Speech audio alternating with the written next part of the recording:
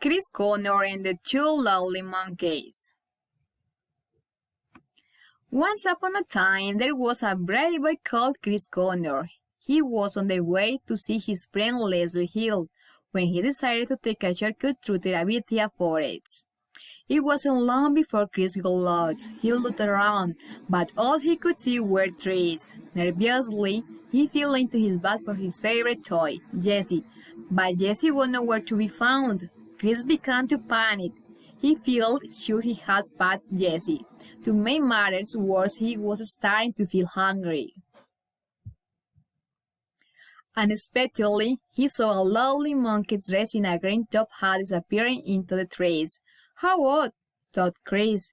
For the want of anything better to do, he decided to follow the peculiarly dressed monkey. Perhaps he could tell him the way out of the forest. Eventually, Chris reached a clearing. In the clearing were three houses, one made from carrots, one made from ice cream, and one made from toffees. Chris could feel his tummy rumbling. Looking at the houses did nothing to ease his hunger. "Hello," he called. "Is anybody there?" Nobody replied. Chris looked at the roof on the closet house and wondered if I would be too rude to eat somebody else's chimney. Obviously, it would be impolite to eat a whole house, but perhaps it would be considered acceptable to nibble to an odd feature in a tiny need. A crackle broke through the air, giving Chris a fright. A witch jumped into the space in front of the houses. She was carrying a cage. In that cage was Jessie. "Jessie!" shouted Chris.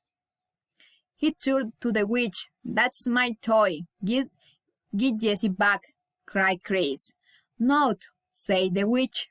"At least let Jessie out of that cage." Before she could reply, two lovely monkeys rushed in front of the footpath on the other side of the clearing. Chris recognized the one in the green-topped hat that he'd seen earlier. The witch seemed to recognize him too. "Hello, big monkey," said the witch. "Hello." The monkey nodded Jessie. "Who is this?" "That's Jessie," explained the witch. "Oh, Jessie, would look lovely in my house." "Give it to me," demanded the monkey. The witch shook her head. "Jessie is staying with me." Chris interrupted.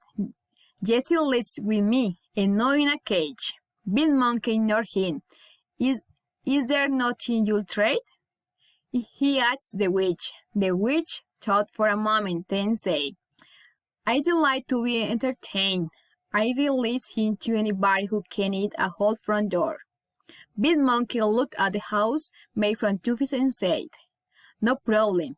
I could eat an entire house made from toffees if I wanted to." "That's nothing," said the next monkey. "I could eat two houses." "There's no need to shut up," said the witch. "Just eat one front door and I'll let you have Jessie." Chris watched, feeling very worried. He didn't want the witch to give Jessie to Big Monkey. He didn't think Jessie would like living with a lovely monkey, away from his house and all his other toys. The other monkeys watched while Big Monkey withdrew a knife and fork from his pocket. "I'll eat this whole house," said Big Monkey. Big Monkey pulled off a corner of the front door of the house made from ice cream. He gulped it down, smiled, and went back for more. Eventually, Big Monkey started to get, but after a few more forkfuls of ice cream, he grew to the side of a large snow wall. "I don't feel too good," said Big Monkey. Suddenly, he started to roll. He grew so round that he could no longer balance. "Help!" he cried, as he rolled down a slope into the forest. Big Monkey never finished eating the front door made from ice cream, and Jessie remained trapped in the witch's cage. Average Monkey approached the house made from toffees. "I'll eat this whole house," said Average Monkey. Average Monkey pulled off a corner of the front door of the house made from Toothies. She gulped down a smile and went back for more. After a while, Average Monkey started to look a little queasy. She grew greener. A woodcutter walked into the clearing. "What's this batch doing here?" he asked. "I am not a batch. I am a monkey," said Average Monkey. "It tells," exclaimed the woodcutter. "Those talking batches are the worst kind." "No, wait!" cried Average Monkey, as the water picked her up, but the woodcutter ignored her cries and carried the monkey away under his arm. Average Monkey never finished eating in front of the door made from Toothies, and Jessie trapped in the witch's cage. "That's it," said the witch.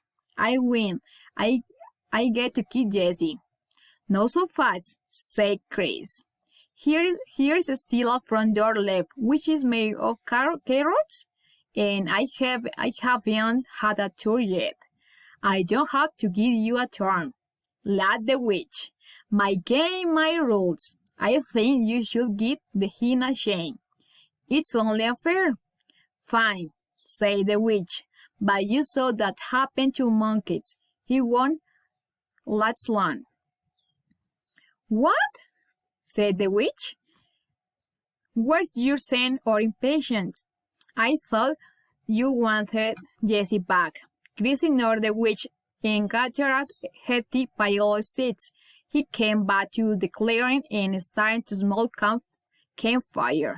Carefully, he brought out a piece of the door of the house made from carrots and tossed it over the fire. Once it had cooked and cooled just a little, he took a bite. He quickly devoured the whole piece. Chris sat down on a nearby lawn. "You failed," crackled the witch.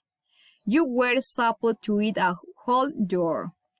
"I haven't finished," explained Chris.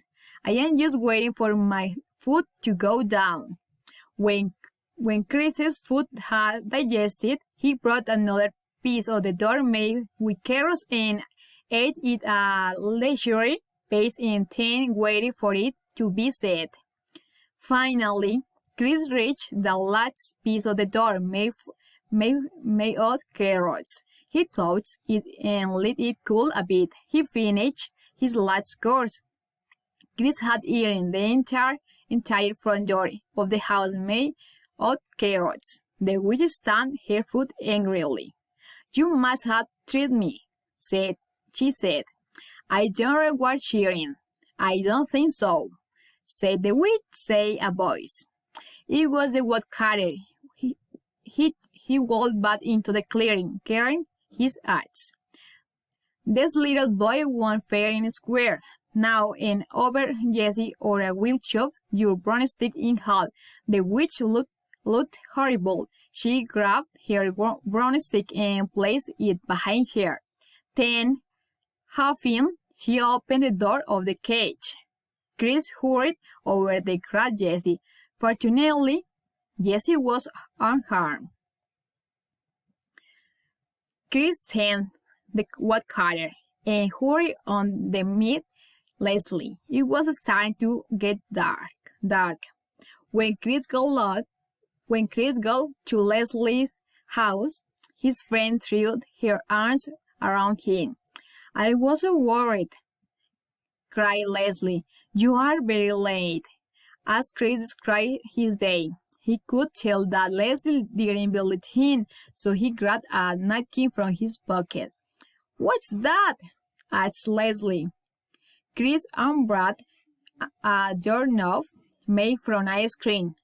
"Pudding," he said. Leslie almost fell off her chair. "Then,"